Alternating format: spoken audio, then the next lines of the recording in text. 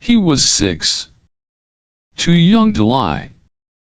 Too young to know what betrayal meant. But old enough to hear things. And one morning, at breakfast, he asked a question. Just loud enough to shatter everything. Monique from Harlem, her son asked the wrong question at the right time. Series, 10 True Affair Stories from New York. The morning was ordinary. A shaft of soft light filtered through the blinds, slicing across the kitchen counter in golden ribbons. The smell of toasted waffles mixed with warm maple syrup and a hint of brewed coffee. The low hum of the refrigerator and the occasional clink of a spoon against a ceramic bowl created the rhythm of a weekend morning in Harlem. Monique moved with calm efficiency. Hair tied back, oversized hoodie slipping off one shoulder, she scooped scrambled eggs onto a plate while humming something faint and forgettable. Malik, her 6-year-old, swung his feet at the table, already halfway through his cereal, his curls still messy from sleep. "Mom," he said, his mouth half full, "if Uncle Sean sleeps here every night, why did Daddy say yesterday, you think I don't know?" The spoon in her hand didn't fall. But it stopped, suspended in midair over the sink. The hum of the refrigerator seemed to grow louder. "What did you say, baby?" Malik, unfazed, dug another spoonful of cereal. "I heard him say that when you were in the shower." He was loud. He sounded mad. And then Uncle Sean left. Monique turned slowly, her hands now resting on the counter. Her face didn't betray much, at least not to a 6-year-old. But inside, her chest tightened, sharp and sudden. She hadn't seen Andre in weeks. They shared custody. He was due to pick up Malik next weekend. There was no reason he should have been near the apartment. No reason Sean should have been speaking to him at all. She walked over and poured orange juice into Malik's cup, steadying her breath. "You heard that last night?" Malik nodded. "I wasn't sleeping. I was playing with my flashlight." Monique offered a smile that didn't reach her eyes. "Finish your cereal, sweetheart." She turned her back and stared into the sink, the egg pan now cooling. Her thoughts splintered. Sean had told her he got held up at work. Something about late-night strategy calls. He texted at 10:22 p.m. still at the office, "Babe, don't wait up." But she had waited. He came home near midnight, smelling faintly of sweat and asphalt. He kissed her like everything was fine. And now, her son, her observant, innocent Malik, had just cracked something wide open. She didn't confront. Not yet. Instead, she moved on autopilot, cleaned the counter, folded a dish towel, turned on cartoons in the living room. Malik laughed as he always did, lying on his stomach, feet kicking in the air.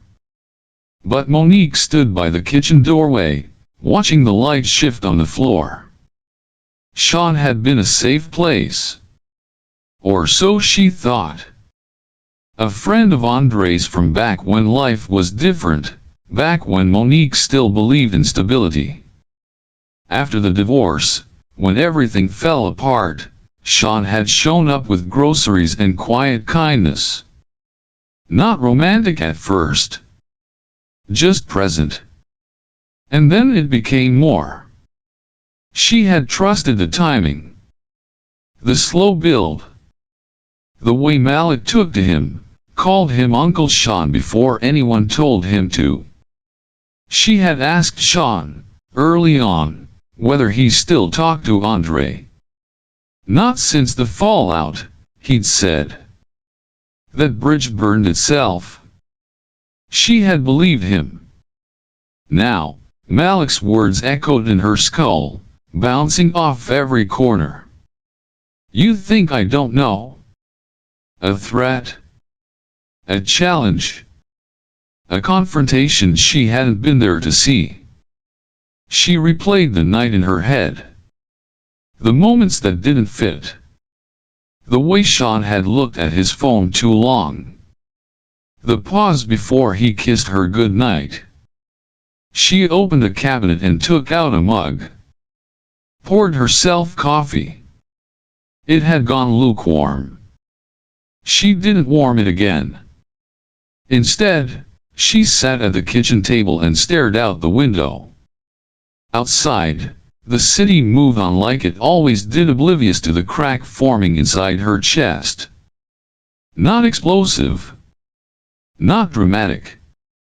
Just a slow, hairline fracture that started with a child's question and refused to stop growing. She looked over at Malik, laughing at cartoons, utterly untouched by what he'd just broken. And for the first time since Sean came into their lives, Monique didn't feel safe. She felt watched. The next few days, Monique didn't sleep the same. Not badly, just lighter. Like her body no longer trusted the walls around her. She moved through her routines with the same grace, but something had shifted underneath. Sean would kiss her cheek in the mornings, Malik would run into her arms after school, the cartoons still played too loud during dinner. But behind it all, there was a silence in her that was no longer peaceful. It was alert. It began with the camera. She hadn't touched the doorbell footage in weeks. But Monday night, while Malik was coloring and Sean was in the shower, she opened the app, scrolled back. Nothing on Friday. But Thursday there it was. 9:43 p.m. Andre's car. She recognized it immediately, the chipped mirror, the dent near the license plate. Parked just across the street. Headlights off. Engine on for 10 minutes. Then, 9:56. Sean arriving. He didn't notice the car. Or maybe he did and didn't care. That alone was enough to make her stomach turn. She began looking deeper. Sean's texts were clean. Too clean. No evidence of contact with Andre. But something about that was off. He usually left a trail. Memes. Group chats. Random check-ins. Now just bland replies, too few, too polite. So she looked at the GPS. Their phones were linked once when she helped him find his car in a Target parking lot. She still had access. The history was mostly consistent. But 2 nights last week, the location just stopped. Not offline. Not lost. Just paused. She asked him once, casually, "Where were you Tuesday night again?" "Team drinks." "I told you." "You did," she smiled. "I forgot." But she hadn't. Tuesday was one of the GPS gaps. And her gut was no longer willing to ignore the obvious. On Wednesday, she picked Malik up early from school and took him to the park. He was building a Lego structure in a sandbox when he looked up and said, "Mom." "Yes, baby." "Uncle Sean said not to tell you, but, if you did know, maybe you'd be sad. But maybe you'd also understand." She crouched beside him. "When did he say that?" Malik shrugged. "Last week." when we were getting ice cream. He said adults lie when they don't want to lose something. Her heart clenched. She kissed his forehead and told him to keep building.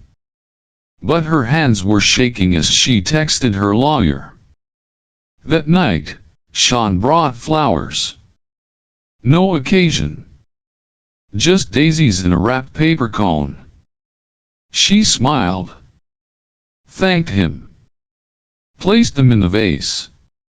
Then watched him as he went to the bathroom. Something about the way he washed his hands, the casual hum he made like nothing was wrong, felt surreal. Manufactured. Like watching someone play a version of himself. When he came back out, she said, "You ever talk to Andre?" He froze for half a second. It was subtle. "Not since the divorce," he said, sipping his water. She nodded slowly.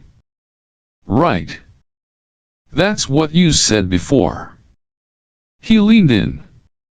"Why?" "No reason," she lied. But she was already writing the ending in her head. Not because she had the proof, but because she had the pattern. And that was enough. She didn't do it with a raised voice. No trap, no performance. She made dinner. Set the table. Lit a candle. Told Malik he could eat in the living room tonight. Just this once. Extra cartoons, full permission. Then she waited. Sean arrived like any other night. He kissed her forehead, complimented the smell in the kitchen, washed his hands at the sink. He asked how her day was. She told him it was fine. Halfway through the meal, she reached under the table and pulled out a small folder. She slid it across to him. Quiet. Deliberate. He looked at it, then at her. "What's this?" "You'll recognize it." He opened the folder. Inside, a printout of the camera footage. A screenshot of the GPS history. A transcript of texts between him and Andre, forwarded from a shared device. And Malik's words, written in Monique's own handwriting. Sean blinked. He didn't reach for the water. Didn't deny. Instead, he leaned back in a chair. The candlelight flickered across his face. "Okay," he said. "You want it straight. I think I deserve it." He took a breath. Andre reached out after the custody battle started going sideways. Said he needed leverage. Said if I could get close to you, get footage of you, unstable, angry, anything, he could use it in court. He didn't want full custody. Just enough to scare you. Control the schedule. Her face didn't move. "I said no," Sean continued. "At first. But then I saw you again. And I said yes. Told myself I'd just check in. Be a presence. Nothing serious." "But it got serious," she said. He nodded. "I didn't expect you to still be you." She studied him. Not the way his shoulders slumped now, not the tension in his jaw. Just the way his eyes never left hers. He wasn't trying to escape it. Not anymore. "And you've still been talking to him?" Sean hesitated. "Yes." The word dropped like metal. "For how long?" "Since the beginning. Weekly. Then, less." She leaned forward, elbows on the table.